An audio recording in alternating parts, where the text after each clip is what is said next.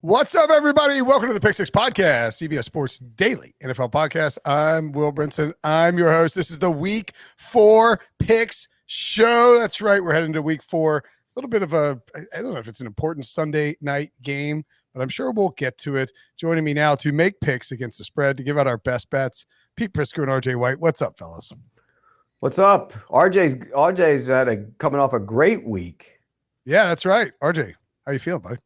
Feeling good. Great week here. Great week in the contests. Went 9-1 combined in the two contests. So didn't have the guts to put the Chargers on both of them. So I threw in a loser with the Giants on one, but everything else was really good. Yeah, RJ went 5-1 in Week 3. Packers, Titans, Lions, Browns, Bills, Rams. Teaser is a winner for his best bets. Seahawks are a loser. We have Pete at 1-5. No, Tampa 2-4. Oh, really? Don't do it to me again. And by the way, it should have been 4-2. I should have had two overs come in, and I got screwed on both of them. Well, I went 2-7, so I wouldn't worry about it. But that's par for the course for you. 2-7. Woof.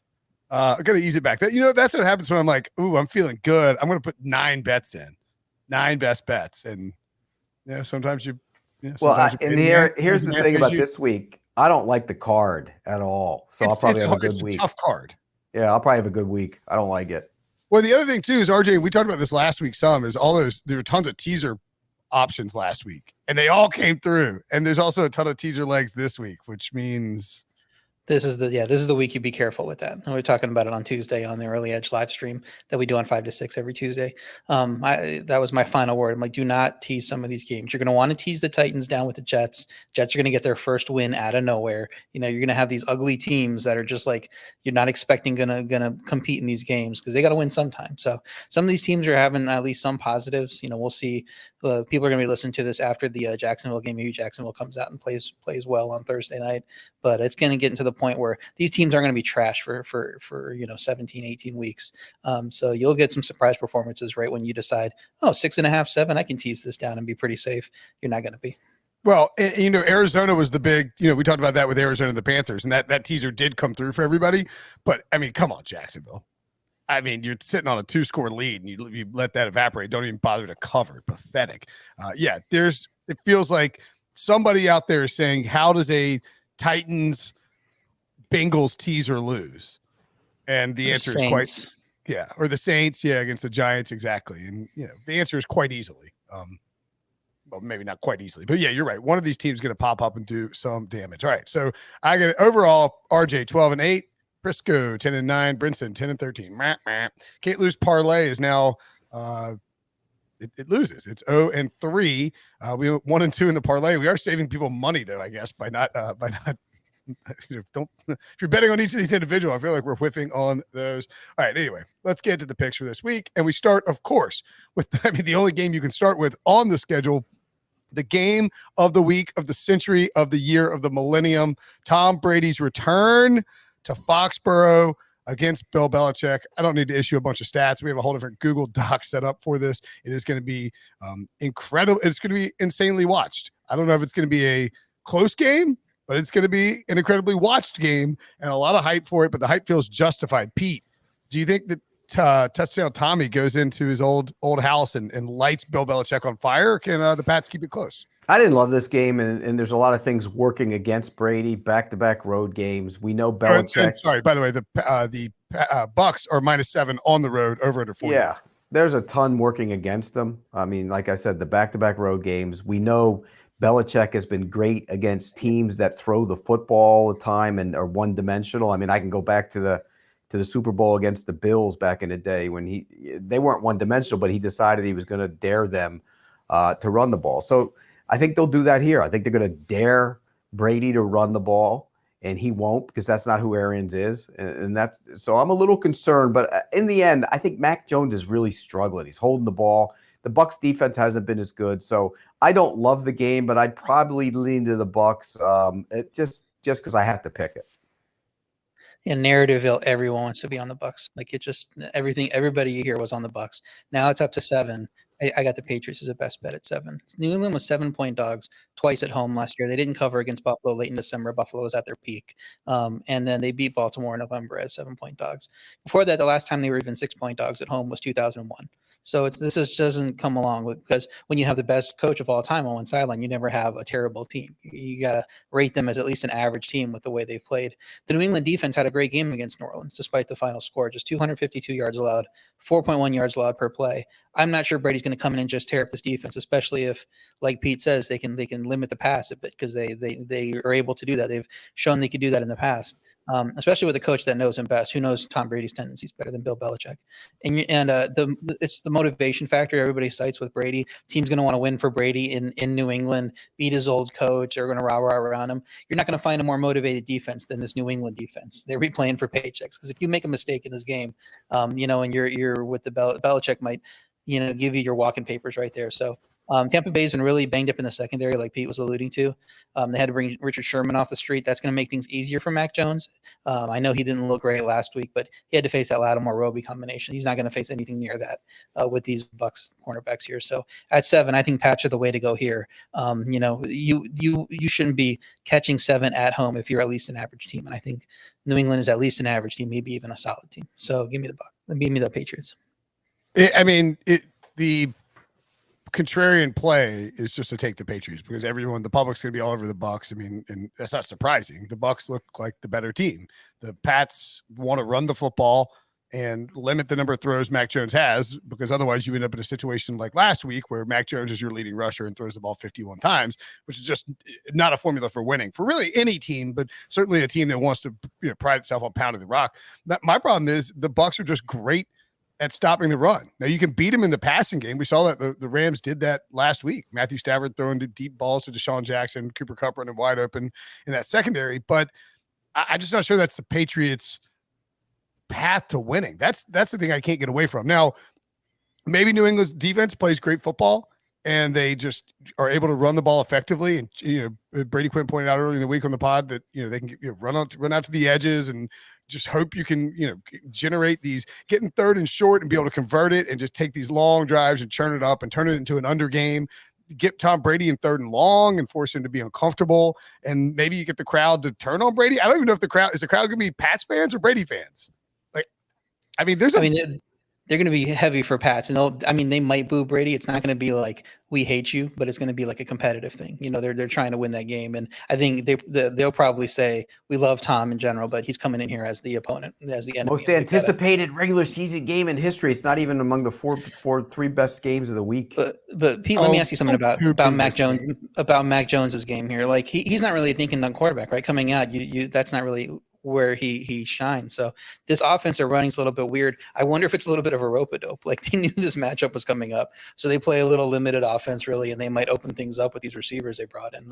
So I wonder if we're going to see something a little different in this game than we've seen the first 3 weeks. He holds the ball too long, Mac Jones. Way too long. Trying to make plays downfield. All these rookie quarterbacks hold the ball too long. Yeah, they do, but he really holds the ball. Somehow a giant thunderstorm breaking out of my house out of nowhere. Fun. Oh no! Don't tell me your internet's going out and we're gonna have to do this over again. Sorry, Pete. I'll have to see you later, buddy. I'll have to film this later. Now, anyway, I'll take the Bucs here, but I certainly don't have a best bet on it. It's just gonna be a fun game to watch. I'm excited to see how Tom Brady performs and if the Patriots are ready. I do think RJ has a point that the Pats +7 at home is value, and I just can't talk myself into getting there. So no bet for me. No best bet for me. Raiders at Chargers on Monday night. And again, Pete points out that the Bucs in Tampa Bay isn't one of the 4 best games on the slate. This one probably is, and there's some really good West, AFC, and NFC matchups. Derek Carr playing like an MVP candidate. Justin Herbert and Brandon Staley not really skipping a beat, and they look like a legitimate threat to win that division. So much so that the Chiefs all alone in last place. The Chargers -3 over under 52.5. Pete, you expecting a shootout in Los Angeles? I am. Look, I know Gus Bradley has that defense playing much better, and Max Crosby is playing like a madman. But I just don't think they're that good on defense, and I think Herbert's going to be able to score a ton of points. And I also think Carr is playing so well, and they're driving the ball up the field and hitting the big shots that they'll hit a couple as well. So my lean, I think the Chargers will win the game, but my best bet is for the over. I think it goes over the total of 52.5. that Vegas defense, their strength is the defensive line. They faced it against two really bad offensive lines the last couple of weeks. Now they're up against a much improved Chargers offensive line where Rashawn Slater stepped right in and been a stud at one of the tackle positions, which is what they needed. That Vegas pass offense has been ridiculous so far, but the Chargers defense just held Dallas and Kansas City to no more than 251 pass yards on either team. So even with Carr playing out of his mind, Chargers have shown they can stop some pretty good quarterbacks and at least limit them. The Chargers defense has been very tough against the run so far, but is the Vegas offense going to take advantage and run the ball a bunch? I'm not really sure that that's their game. So my best bet's the Chargers. I just think the matchups are really in their favor, even though it's not going to be a great home crowd with the Raiders fans filling up that stadium. But I think the Chargers are just too good, and they'll win this game by at least 3, probably more. Yeah, the only concern with the Chargers is that they like to still appear to not enjoy closing in one-score games, although impressive effort against the Chiefs, for sure. You got a little lucky on that 4th and 9 with the defensive pass interference call. I would take the Chargers here as well. I don't want to be the guy who just keeps fading the Raiders and having it blow up in my face, but the Chargers are a more balanced team. The defense, the analytics don't back the idea that the Chargers have been a good defense through the first couple of weeks, but I think they are a good defense and will come around and end up playing at a top half of the league level, maybe top 10 level. And I think you can start here. You can, look, bracket Darren Waller and make Derek Carr beat you with Henry, Jerry Rice rugs. I mean, that's the way to do this. Monday Night Football, I'll take the Chargers at home, laying the 3, but not a best bet for me either. Cardinals at the Rams. And again, another incredible Western matchup. The Rams -4.5 at home. Both teams undefeated. This is for first place in the NFC West. Pete, which handsome young coach are you backing here? Sean McVay or Cliff Kingsbury? Kingsbury, and he's not a better coach, but I'm backing his team. But he's better looking, is what you're saying? I think last week the Cardinals were looking ahead. I think they were really looking ahead. And on the flip side of that, I think the Rams, and I argue with Brady Quinn about this. I know this is a division game, and you look at it as an important game, but that was a statement game last week to beat the champs in the national, in the number one window on last week. So I just think that they're going to be a little let down. I think the Cardinals were let down last week, and we're looking ahead to this week. So I think Arizona will score. I think the Rams will score. So I think there's going to be a lot of points. So I actually got 2 best bets in this game. I got Arizona plus the points, and I know the public has moved the line, in that direction, but I like Arizona plus the points because I think it'll be a close game, and I think it's going over. I think it's going to be a fun, high-scoring game. It's possible the Rams were going to be inflated coming off that statement win over Tampa, and the market decided they were. It opened at 6, dropped to 4.5 early in the week. I thought the line was pretty fair at 6, so I'm interested in that drop. So if I was going to lean one way, it'd be the Rams. I think it's going to come down a little more, though, so I'm not looking to play it at 4.5. I think I'll get a better number later in the week, so not a best bet for me. Arizona probably isn't 3-0 good. I mean, the offense took its sweet time last week, the part of that sleepy spot that Pete was talking about. And the Rams D isn't as good as it's been, but they do have a great matchup here in Arizona. They've held Arizona under 250 yards in 3 of the last 4, though Murray didn't finish one of those games. But he just doesn't have any success against this defense. And you could say, okay, well, maybe Brandon Staley's gone and that's not going to apply anymore. But, he needs to find out the formula in this matchup, and he hasn't been able to do it yet. So until he does, I lean to the Rams here. I wouldn't be looking to play the Cardinals. Even if I did like, how they're performing, it'd be a stay away from me. But you get a little bit lower on this line, I'm going to be looking to the Rams. Yeah, and I believe Sean McVay 8-0 against the Cardinals in his career with the Rams. So he has had a dominant performance against them, whether it's Cliff Kingsbury or anyone else. I will take the Rams as well. Again, not a best bet, but I do think that you're going to see Matthew Stafford. I mean, this Cardinals defense is good, but their strength is getting after teams with the pass rush, and the Rams offensive line has played very well. Cardinals secondary, a little bit suspect, banged up, doesn't have a ton of talent back there. And I think you'll see Matthew Stafford continue to throw bombs and start to, by the way, Pete, Matthew Stafford basically on Kurt Warner pace. Could win MVP, Super Bowl MVP, and next stop, Canton, baby. Oh gosh, would you stop with that? Actually, maybe I'll add the Rams as the best bet. Why not? Give me no. It's too many points. I'm not going to add it yet. I like RJ's idea. Wait till it goes down. Another fantastic game on the slate. If you like narratives, the Chiefs -7 at the Eagles. Over under 54.5. Is this a Shady McCoy retirement bowl? Do we rename this right now after LaShawn McCoy retired on Thursday? That's his retirement. Andy Reid owning the other team bowl. He's never lost in this game. That is true. It's his second trip back to Philly. He won 26-16 in 2013. But he Chiefs, never by the way, lost on the other side. He never lost on the other side when he was the Eagles coach either. He's never lost to the Chiefs. So he's won this game every single time the two teams have met, which is interesting. And look, the Eagles defense was awful the other night. And I think you're going to look at it and you're going to see it really play out here. The Chiefs defense isn't very good either. And we saw that last week. Herbert did what he wanted to when he had to. And threw 4 touchdown passes. So I think this is going to be a track meet. I think you're going to go up and down the field. I don't love the Eagles' offensive line with the injury issues, but I do think that there's some issues on the defense of Kansas City that'll help offset that. So you'll see a lot of points. I think Mahomes gets on track. If they didn't turn the ball over last week, that game goes over. This one's going over. That's one of my best bets. The Eagles lost another guard this week, the Isaac Samalo. So I think the left tackle is probably going to be back in this game. We'll have to monitor the injury reports and see if that happens. I would lean to the Eagles here. Chiefs giving up a league worst 7 yards per play. Part of that's the competition, but that D's been really bad. So even though I know that the Philly D looked bad last week, we kind of expected them to look bad. And when you play the Chiefs, you kind of, you just make that account that you're going to give up points. It's can you score points and be with them? And the Philly offense has been pretty good. 6.5 yards per play. That's just behind Kansas City's total. So if you told people that the Philly offense was having a similar yards per play number to Kansas City, I don't think people would believe you. And Hurts could have a nice game against the D that gave up 100 plus yards and 2 rushing touchdowns to Lamar Jackson and struggled with his mobility. So I'm not sure if Philly's slowing down Kansas City, even if Graham does play, even if they're fully healthy. So the key here is scoring points, and Pete's expecting a barn burner. I expect Philly to hit a few explosive plays against a bad Kansas City defense, as long as the offensive line doesn't completely turn to dust with their injuries. And I think Philly covers. I'm not going to make it a best bet, but if it does get to 7.5, I definitely will be putting in as a pick on Sportsline at that point. Yeah, I agree there, because if you look at the Chiefs, they are actually giving up a touchdown on 92.3% of their opponents' red zone possessions. That's only 29th in the NFL. How's that not dead last? They're giving up 24 plus points in 5 straight games, the longest current streak in the NFL. The Eagles rank 5th in red zone percentage at 85.7 and are 2nd in the NFL in yards per rush at 5.4, despite only rushing 2 times with Miles Sanders in their last game. The Chiefs dead last in rush defense DVOA.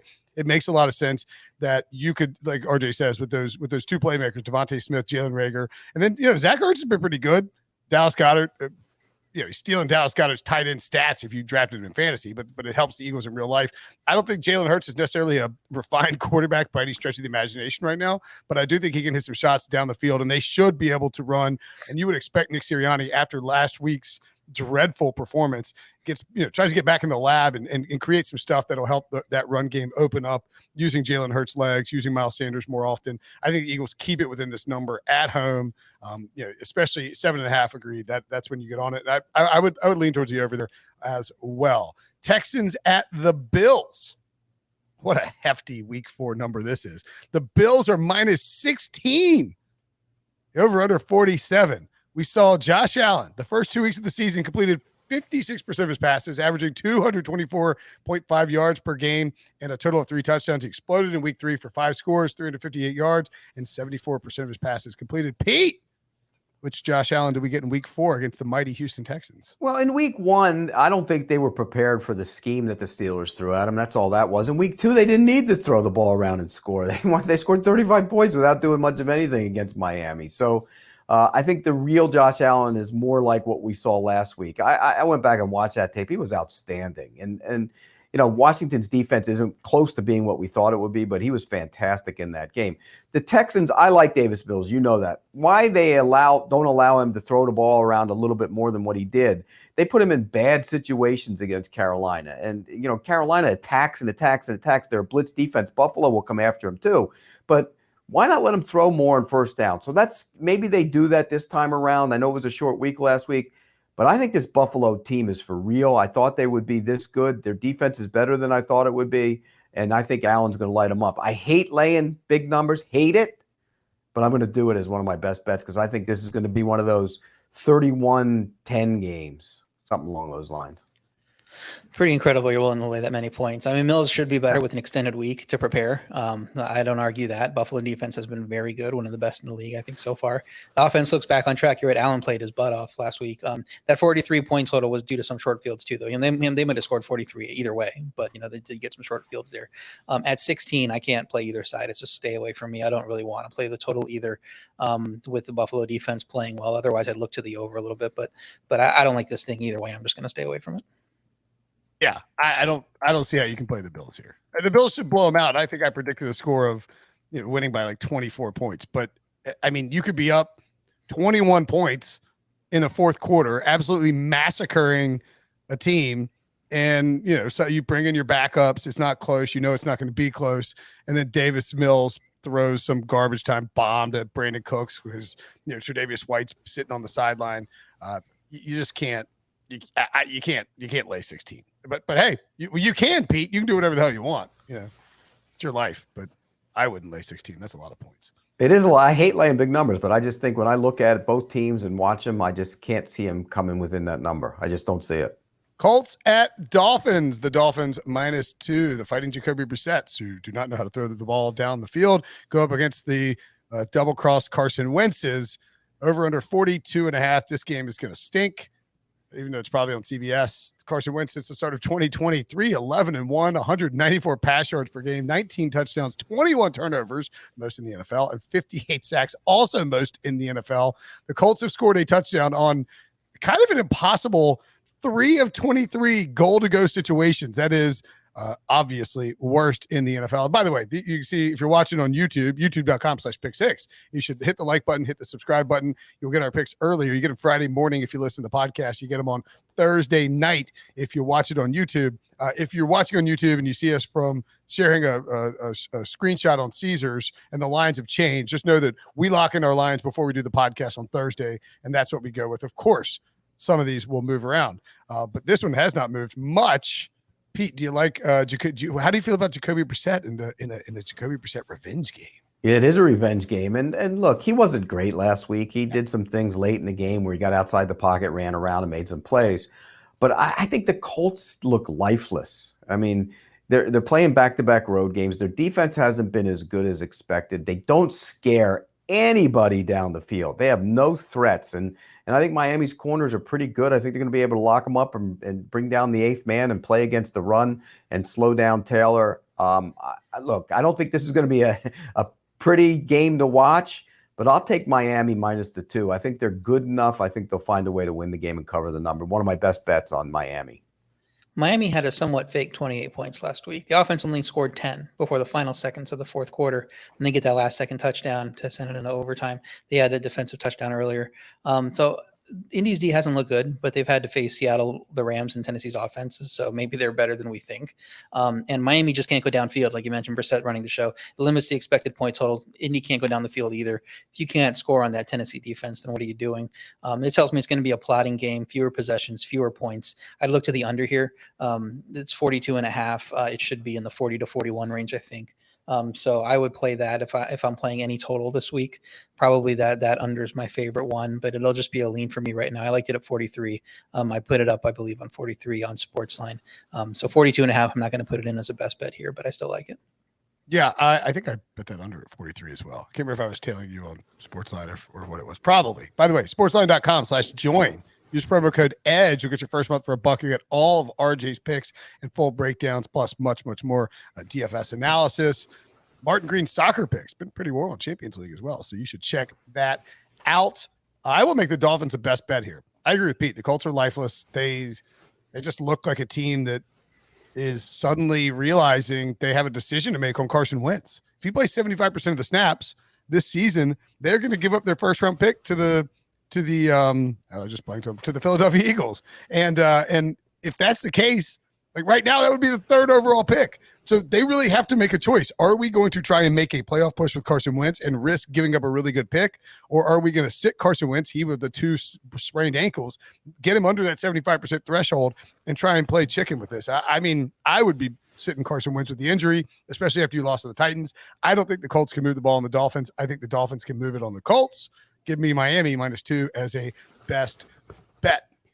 The Cleveland Browns I mean, unbelievable. Road favorites against the Minnesota Vikings. Browns -2, over under 51.5, Pete.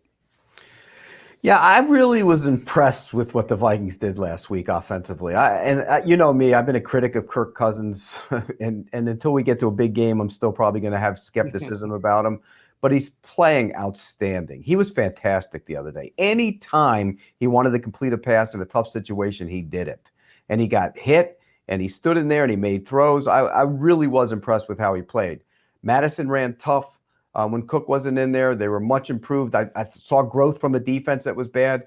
I'm going to take the Vikings in a teaser. I'm going to tease them up from my +2 to +8.5 as part of a teaser because I think the Vikings, I think they'll win the game. So I lean to the Vikings, but if I'm going to get that many points as well, I'll just play them as part of a teaser.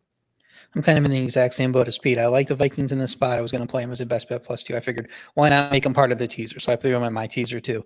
Public's going to back the Browns here with them looking much better than Minnesota through 3 weeks.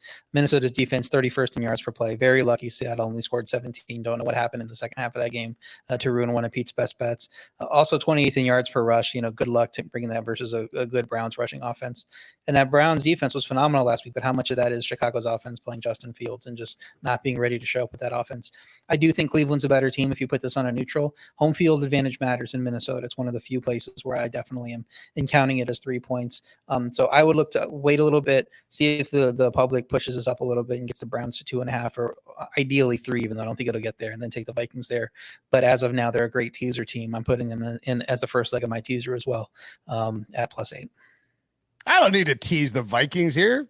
Teasing is fine, but I'm just going to take the Vikings straight up. I like the Vikings to win this game. I also like the over in this game at 51.5. I think people will be a little surprised at how large that total is because of these two teams. They love to run, et cetera, et cetera. But if you look at Minnesota, what they do more than any other team in the NFL is manage to raise the ceiling of the number of plays that their opponents run. And that's because Minnesota wants to be this defense first, run heavy team, but in reality, they're just a much better passing team. And Kirk Cousins ends up having all these passing attempts every single week. I think it's like 42, 30, 32, 38. The guy's slinging the ball around. They can't stop anybody. They're going to fall for some play action shots from Cleveland early on, and then they're just going to answer back with a bunch of throws to Justin Jefferson and Adam Thielen. I'll take the over here as a best bet at 51.5. I also like, as I mentioned, the Vikings +2 at home. I do like the idea of putting the Vikings in a teaser though, because that gives So should we put the Vikings in one of the? We none of us picked them as a best bet, but we all like them. Should we put them as one of the teams in the parlay? I was going to say make them a parlay. I'd be okay making Dolphins a parlay if you two like them. I'm kind of agnostic on that spread, but I'd be okay throwing them in too if you want. Okay. All right. So I like it. That's a good call. Dolphins -2, Vikings +2 as our first two legs of the gonna win sometime parlay. Ravens at Broncos. The Broncos are a pick'em here at home at undefeated Teddy Bridgewater, having slayed the mighty dragons that are the Jets, Jaguars, and Giants en route to an undefeated record. Now they get to go up against the Baltimore Ravens at home as again, it's a pick'em over under 45. Pete, do you like your boy Teddy Bridgewater to keep the roll going against Baltimore? I do think they're going to win the game, but I didn't want to play it at that. So I put them as the second half of my teaser and taking the 6. Because I think it's going to be a field goal game. Look, the Ravens are probably the better football team, but they're not playing very well. We saw that last week against Detroit. I just think that they lollygagged through that. Now they're back out on the road again in that city where it's hard to breathe. I don't think they're a very good team right now. I think they're average, so that's why I think Denver will keep it close. But I'll take the 6 and put it as the second part of the teaser with the Vikings. And if you're going to tease, if you're out there listening, make sure that you're getting the right line. You don't want to tease it if the Broncos are small favorites and go through the 0. You want to, when we locked in our picks, we had this as a pick 'em game. And so Pete teasing up to 6 is fine if he wants to do that. Ideally, the Ravens would be favorite, and you can tease it up to 7, 7 or more. So that would be the better play there. My best bet's the Ravens. Last week was a clear sleepy spot for them. That's why I had the Lions as one of my best bets. I thought things were going to go Ravens' way because I don't know how you focus after, with the win they were coming coming off and what they had ahead of them here. Could have been a huge offensive day for Baltimore. Like Pete was grousing about, few drops. Defense dominated the first half. Denver's looked incredible, but they played maybe the 3 worst teams in the league. And you can argue the order of that, or maybe you throw, some one of the other 1 or 2 teams in there, but they've been pretty fortunate with their schedule so far. And Denver hasn't been tested against a mobile quarterback in a while. It's going to be a culture shock facing Lamar. They typically don't have to face these mobile guys like Lamar and Murray. So we really don't know how good Denver is. Opening line said they were very good. The market's bet it down to the Ravens if it's went off as a pick 'em for our picks. So I still think there's nice value. I think the Ravens should be favored by a couple points. So I'm going to fade the Broncos with the idea that maybe they're not as good as they've looked playing against the 3 worst teams in the league. I actually forgot. Pete and I are somehow texting while we're talking on this podcast. You're so Pete wonders why I'm distracted sometimes because he's blowing me up on the text line. I didn't include it originally, but I want to have the Ravens as one of my best bets as well. Pete's got the Broncos as part of a teaser, so I'm guessing that won't round out the parlay. But I just think Baltimore is a different level of competition than what the Broncos have faced so far this year. And I agree with RJ. I think the market is off. No, wait. So you have the Ravens as a best bet now? Yes. Why don't you put these picks in before the show? You're just adding stuff after you listen to RJ and let him do your work for you? No, I mean, I'll show you a bet slip I have on the Ravens from earlier in the week if you want. No, but I don't care about that. It's that you don't have it on I don't see your best bet. Yeah, I won't add the Ravens as a best bet if you don't want me to. If you're going to be go ahead, add it. About it. But add it. But you should add it before the show. It's a little bit generous to say that he's doing it after listening to me talk when you guys are back there texting and neither one of you. Yeah, you're like we're laughing at me. No, we were listening. I was listening, but I just think Brinson's method to his madness is.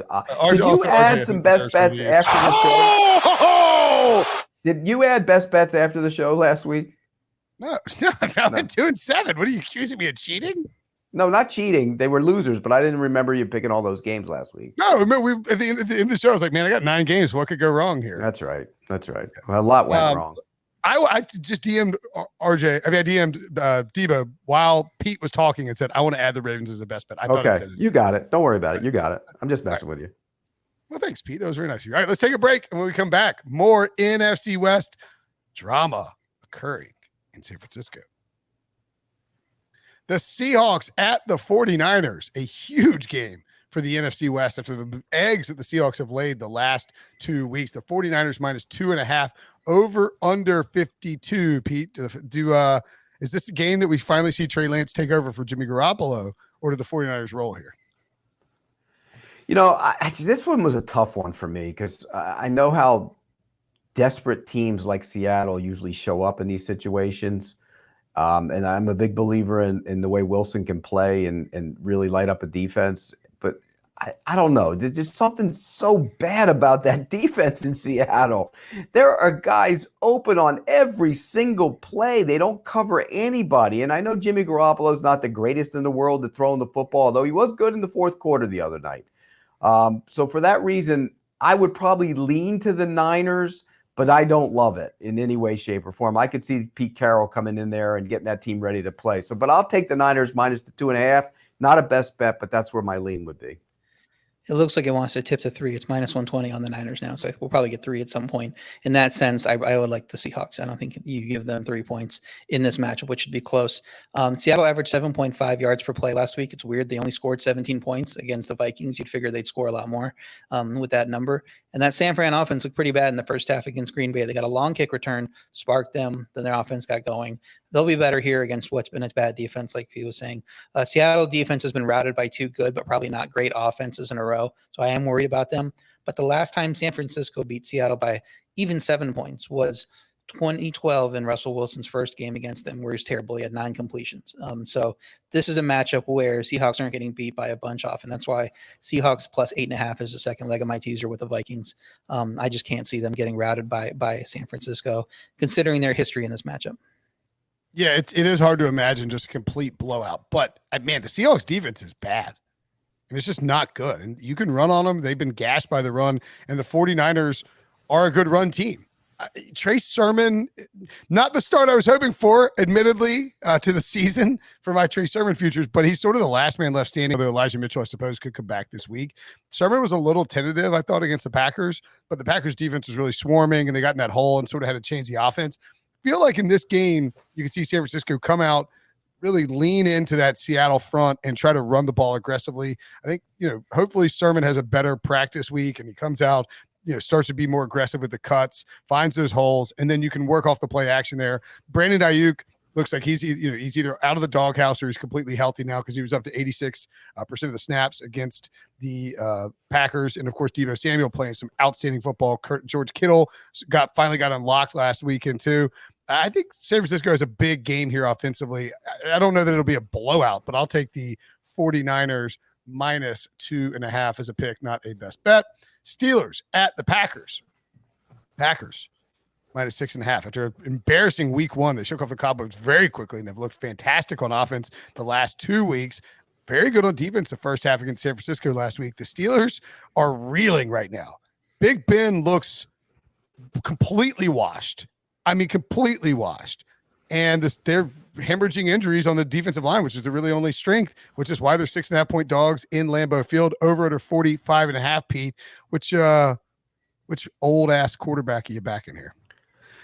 Well, I'd back the one that can actually still play, and that would be Aaron Rodgers. And by the way, I see what's coming up here, but I'll tell you in a second. But I really like what I saw from the Packers last week. In the first, they dominated that game. On both sides of the ball, they were outstanding, and it was a banged up, backup third left tackle, and he held his own against Bosa. And I just was impressed with how they played. I think they'll win this game. And the Steelers, I just got done watching the Steelers-Bengals game on tape. They were putrid. With a capital P, across the board, everywhere. And so I just don't think that's a good football team. My only fear of not making a Packers the best bet is Tomlin can somehow rally a team to hang around, even if they're not good. But my lean would be that I would take the Packers. I didn't make them a best bet, but I would definitely take the Packers in this game. I'm not that worried about Tomlin. I make Packers the best bet. Packers offense looks back on track the last 2 weeks. That defense had a great first half against San Francisco, like I mentioned earlier, before falling apart. And I am not worried about them falling apart against a lifeless Pittsburgh offense. Looks like one of the worst in the league. Can't throw the ball downfield. Can't run the ball. The Pittsburgh D might be better if Watt can return, but are they really going to shut down Rodgers at Lambeau Field? I doubt it. So I'm not really worried about Packers not scoring 20 points, which they do in every game at Lambeau. You can count, start with 20 and then see where they go from there. And I don't know that Pittsburgh is going to get to 13 without they're playing on offense. So best bet for me, unless Pittsburgh offense is hiding some upside, I can't see them covering here. This was the line for Steelers at Bills in week one. It was Bills minus 6.5. Steelers won that game, prepped all offseason for it, had a great defensive plan. But haven't we adjusted them down significantly at this point after seeing this offense? And I know the Packers aren't at the Bills level, but I think they're definitely closer to the Bills than the Steelers are to what we thought they were before the season. So this line just looks bad to me. It should be up over 7, I think. So I think it's a best bet. Yeah, I got Packers as a best bet too. The Green Bay is good, and Pittsburgh is bad. And I'm with you. The Mike Tomlin thing is really interesting. The question is, would he consider benching Big Ben? Pete, is it possible that Mason Rudolph or Dwayne Haskins, where you say, all right, we got to figure out what we've got? No, they know what they got in those two guys. They got nothing, right? Well, what do they know what they got with Ben too? Well, They're going to wash the ball. You're not going to. No, you let them play it out, and then if it's that bad, then maybe down the road. No. Okay. Do they go to Ben Roethlisberger and ask him to fake an injury so that way they have an excuse to put him on the bench without humiliating him? Look, it's not just him. No without Deontay Johnson, they don't talk about a team that doesn't scare you with the ability to get down the field. They have the speed isn't great. The offensive line isn't good. And would they throw the ball 19 times to Najee Harris last week? Najee Harris had 102 receiving yards and 109 yards after the catch. Think about that for a second. 19 times. I think it was 19 targets. He had more yards after the catch than he had receiving yards. That means all of his catches. He had 19 targets and 14 catches. Yes. That's ridiculous. It's obscene. I know you hate drafting running backs in the first round, Pete, but if you're going to make them wide receivers, I think it's fine. If you drafted a receiver at the end of the first round. Right. The Steelers did what Urban Meyer was trying to do with Travis Etienne with Najee Harris, turned him into a receiver. By the way, I'm sure RJ has. Pete, you probably haven't ever seen South Park, the movie. No. So there's a scene where it's basically it turns into a war between the Canadians, Canada, and America, and somebody ends up writing a song called "Blame Canada," and then we need to get that drop for every Steelers game moving forward because Ben is going to start to blame Matt Canada for all the problems. Well, you could see why too. They're not creative at all on offense. He just runs guys back and forth. It's like, no, we use tons of motion, bro. Don't worry about it. Dudsville. Yeah, it is, and the offensive line's bad. So why don't we make the Packers the third leg of the parlay? Good. I'm in. Yes, definitely. All right. What were you saying, Pete? You said you see where this is going. Was that what you meant? That this will be the third leg of the parlay, or what? Yeah. Okay. All right. Yeah. I just don't want to give away. I didn't want you guys to sell your own best bets. That's why I didn't give it away. Yeah. I just think Green Bay is going to roll them, and Green Bay knows that this is yet another just a statement game. Panthers at Cowboys. Cowboys minus 4.5, over under 50.5. Apparently, in my picks column for today, I predicted the score of 35-17. I got a text from somebody at the Panthers that said, "Are you on drugs?" I think I meant to do 35-27 because I think this is going to be a high scoring game. The over under is 50.5.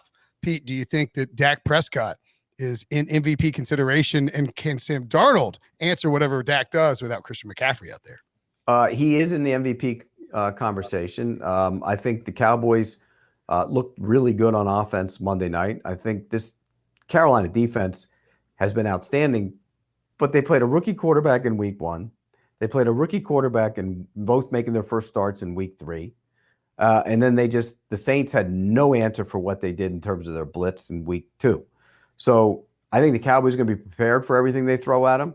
I think the Cowboys are going to score points in this game. I agree with you. I think there's going to be points scored. I am a little concerned about Darnold without McCaffrey. They looked like a different offense when he went out of the game, and I think it changes the dynamic of how you defend them. So I would take the Cowboys in the game because I just think that this Carolina team, we don't know what they really are right now. I feel like I've been Will Brinson pushing the Panthers the first few weeks of the season. I've been all over that train. I thought they were great value most weeks. I was ready to be all over them here. There's a huge rest advantage here with them playing Thursday and Cowboys playing Monday. So it's the kind of thing where you're looking for that kind of edge. But the McCaffrey and the J.C. Horn injuries are brutal. It makes me project this line as a little light. I think it should be Cowboys by a little more. Carolina's D's look fantastic, but yeah, this is a real test against the Dallas offense that has both the pass and run working more so than what they've had in the first 3 weeks. Can't count on Henderson coming in. So how do they match up with these weapons? In this spot here, Dallas defense has been better than expected. They're great at generating turnovers, and they've been getting after the quarterback. I don't know if they're going to make Darnold see some ghost in this game just because that pass rush has been pretty fierce. Darnold's going to have to consistently move the ball and avoid mistakes. You can't lean on McCaffrey now, and I'm not sure that he's going to be able to do that. So see if you can find a -4 before you hop on Dallas. The line seems like with Carolina's success is going to keep coming down. I like Dallas to win by at least a touchdown here, so I'm making it a best bet. I like the Cowboys here as well. As I mentioned, I think 35-17 is probably a bigger gap than I expected that I would write down. Maybe that's just the late Wednesday night error making that sometimes occurs when you have to write 2,800 words on all the games in there. I do like the over as a best bet here, though, because as Dallas's defense is definitely better, they look like they might be somewhere in the average-ish range. According to DVOA, they're 15th. And man, I tell you what, the way that offense has looked and how Kellen Moore has operated it, and if this defense is indeed average, then the Cowboys are going to win the NFC East by several games and are going to be a legitimate factor in the playoffs. I mean, was just wrong on it. I didn't think that they'd be able to take that step forward. Definitely when DeMarcus Lawrence got hurt, didn't think it would happen. We'll see how that plays out over the next couple of weeks, but Dan Quinn doing a good job with the defense there.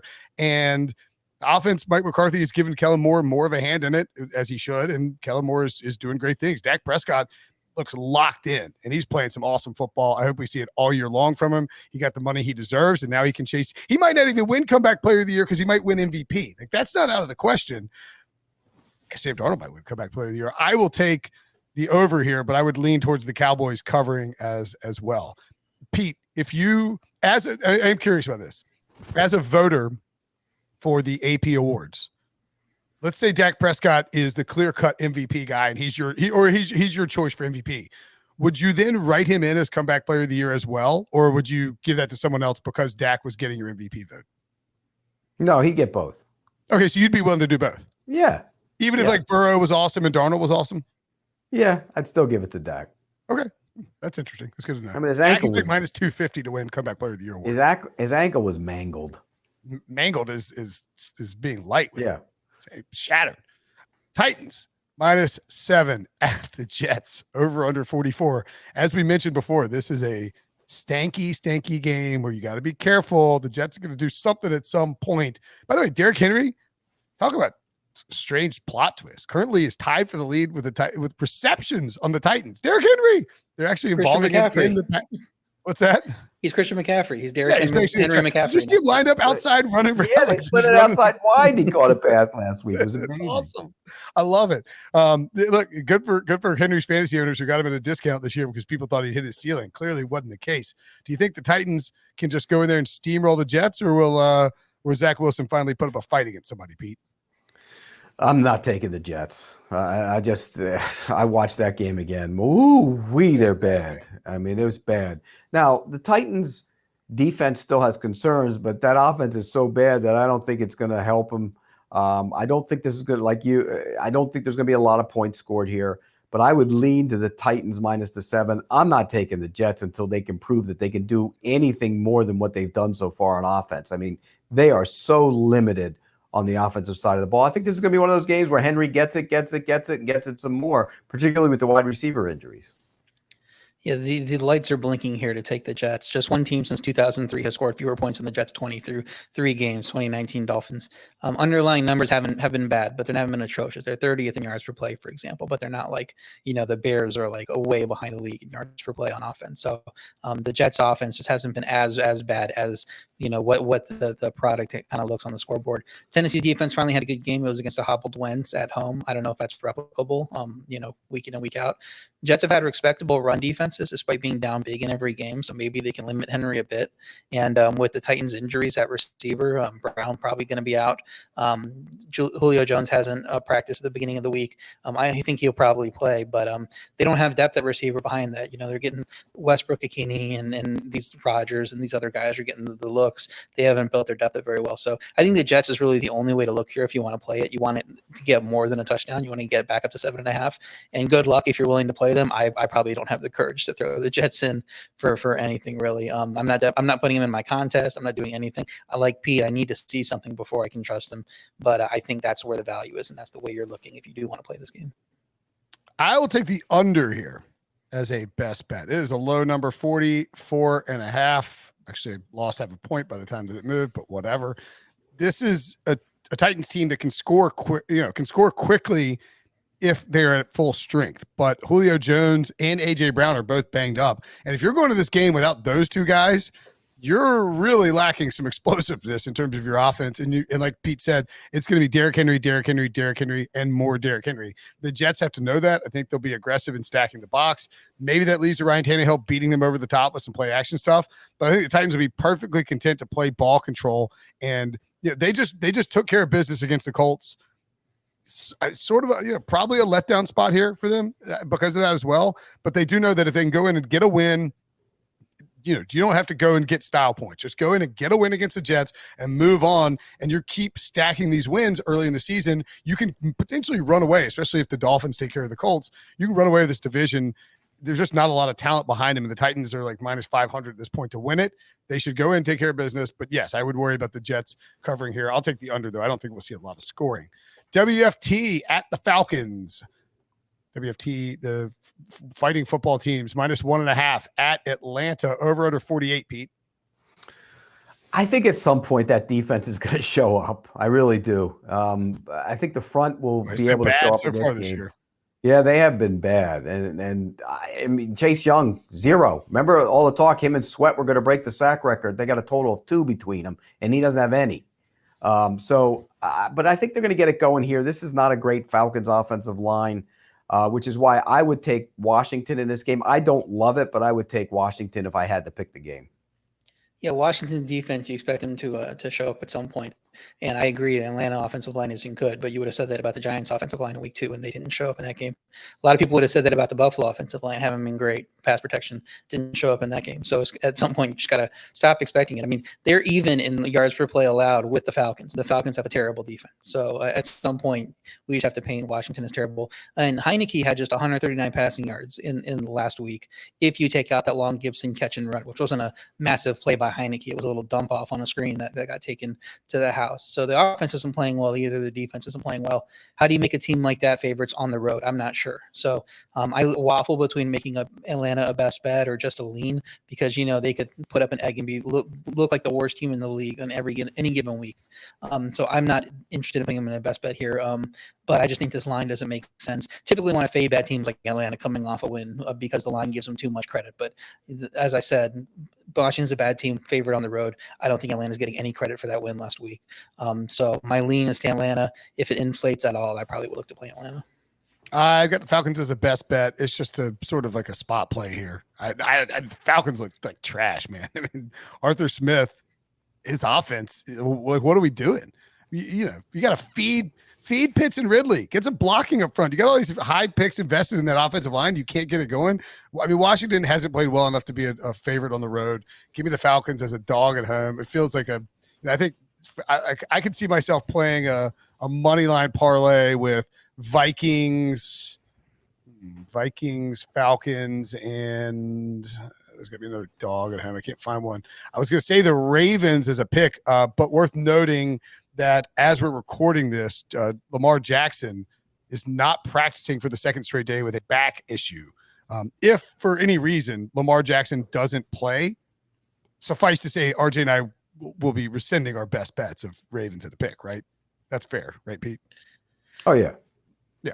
So if you're thinking about betting the picks that we're playing here and you think RJ, I'm not if he's not playing, I'm not rescinding my teaser bet, though.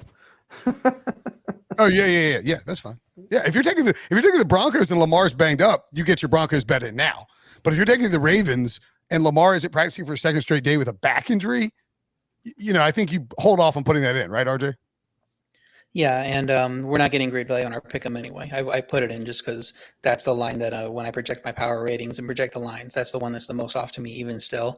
But if you're doing that, they should be getting points if you're playing it anyway. So make sure they're getting points, and of course, make sure Lamar's healthy.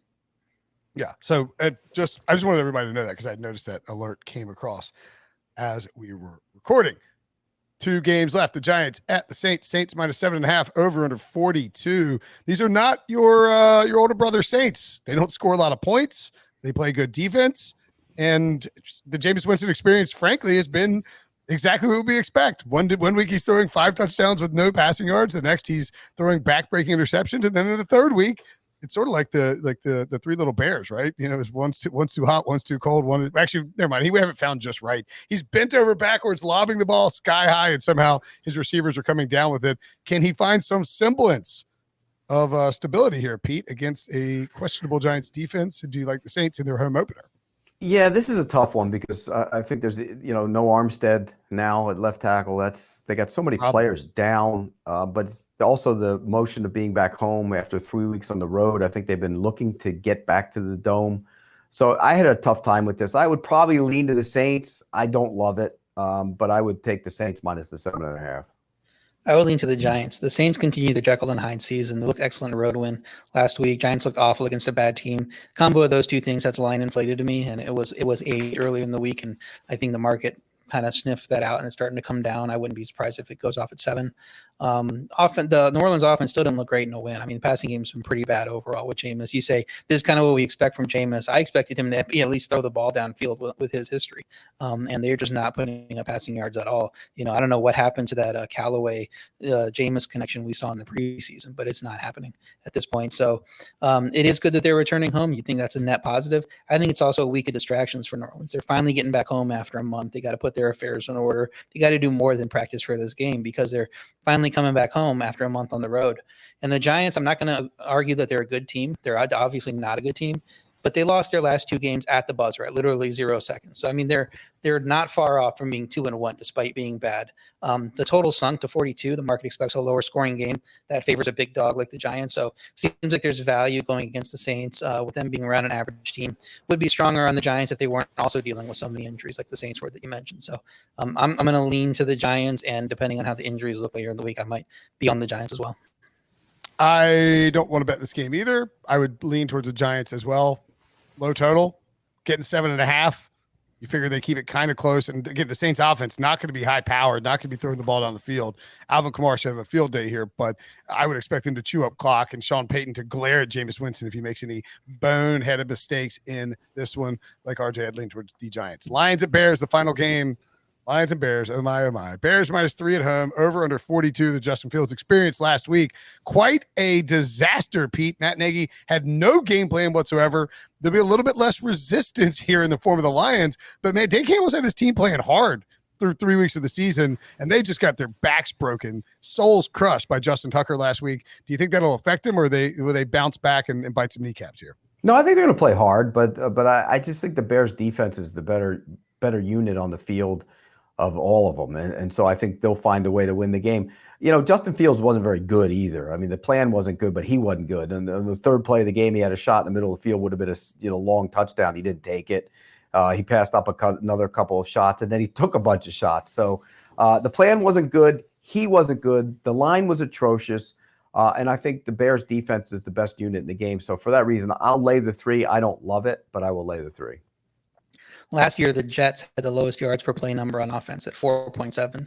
Chicago's currently at 3.3. They're like, 50% worse or whatever it is.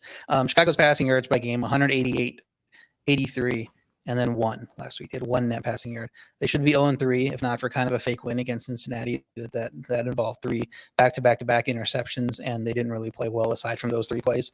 Detroit's been competitive for stretches of each of their games, like you kind of alluded to. Should have won last week. They're going to be a very popular dog this week. Everybody will line up to take Detroit. That makes me kind of nervous there that the books will kind of want you to take Detroit, and they're putting it at 3. They're going to get it under 3, and the Bears are probably the way to play here. My power ratings say the Bears should actually be 3.5, but I'm probably still too high in Chicago and think there's some untapped potential there. Detroit D is one that Chicago should be able to have some success against on offense, no matter the quarterback that plays in this game. I do like the total better than the side, considering how public Detroit's going to be. And counterintuitively, I kind of like it over. I think the Lions can score points, and against the Lions defense, I think the Bears will finally get something together and look at least decently on offense. So 42 is a very low number because you expect how bad Chicago's playing. Nobody's going to want to play it over, but that'd be the way I look. Yeah, and the Lions are aggressively pass heavy when trailing, and they've been trailing a ton this season. So if you get 10 or 14 points from Chicago early with some shot plays to Darnell Mooney, et cetera, then all of a sudden Jared Goff is just dinking and dunking to DeAndre Swift and TJ Hawkinson. I would like to look at their DeAndre Swift over receptions and over receiving yards is a weekly good bet in terms of the prop market until it gets just outrageously out of control. No best bet for me here. I was leaning towards the Lions. Oh, here we go. Let's look at some fan feedback real quick. I'll probably pick the Lions, but that public stuff does scare me. Alex Arthur says, new subscriber, you all, but especially RJ, help me win a 5-leg parlay on the spread. Boom. Appreciate you guys' insight. I'll be watching all episodes moving forward. Triple fire emojis. We're actually going to, Pete, we're going to have you read 40 or 50 YouTube comments really quick. You got time for that? No. Read the next comment, because I know Pete's going to be in love with that next comment. Oh, hey, Pete, what's this one say from Bill Buckminster? I can't see it. Go ahead, read it. It says, this podcast is awesome. Make it 3 hours next week. No. So, Pete, we actually need you to do 3-hour podcasts next week for the Pick Six. Is that cool? If somebody stays on for 3 hours for any podcast, they need to get a life. If somebody listens to a 3-hour podcast? Yes. You listen to a 3-hour radio podcast. show? What? Did you used to have a 3-hour radio show? But that's different. Is it? There's it's not 3 hours. There's commercials. It's really when you go through a 3-hour radio show, it probably ends up being, about 30 minutes of talk time during the hour or something. You think radio shows, you're not tuning in at the beginning to the end. You're not like staying for the whole episode. You're tuning in when you're in your car, and right. And when you have it on. Podcast you put on, and you're probably listening to the end. And you're not listening to 3 hours. Yeah. We're gonna get these best bets banged out so we can get this thing done in right around an hour, not including. Well, 20 now minutes. it was an hour, but we're an hour and 22 minutes, counting you're not being ready to go at the top of the hour. I did not. I'll be honest. When I made fun of you before when we were texting about your tech difficulties, I did not anticipate me being the one to have technical. Hope you had a good day at the golf course, Brinson. I did not. I played golf yesterday and kind of tweaked my back, so I didn't play today. Pete's best. I played like crap too. Pete's best bets: Chiefs, Eagles over 54.5, Cardinals plus 4.5, and the Arizona Rams over 55. Big numbers there, Pete. Dolphins -2, Bills -16, Raiders, Chargers over 52.5, and a teaser with making the Broncos up to 6 and the Vikings up to 8. RJ's best bets: Dallas -4.5, Baltimore is a pick, Green Bay -6.5, New England +7, the Chargers -3, and a tease, Seattle +8.5, and Minnesota +8. My best bets: Dolphins -2, Falcons +1.5. These are putrid. Packers -6.5. The Ravens is a pick 'em. And again, with the Ravens, wait on the Lamar Jackson news. This is not going to fly to like Ravens -3, but you need to make sure Lamar is playing. Friday afternoon's a good time to check on that. Vikings over 51.5. Panthers over 50.5. Made fun of Pete for having huge numbers, and I got them here too. And the Titans under 44. Also, the can't lose parlay: Dolphins -2, Vikings +2, Packers -6.5. That's it for the best bets. That's great. That show. one's hitting this week. The parlay's hitting this week. Take it to the bank. No doubt. No doubt about it. Lock it up. All right. For Pete and RJ, I'm Brinson. We will see you guys later. Thanks for listening. See ya.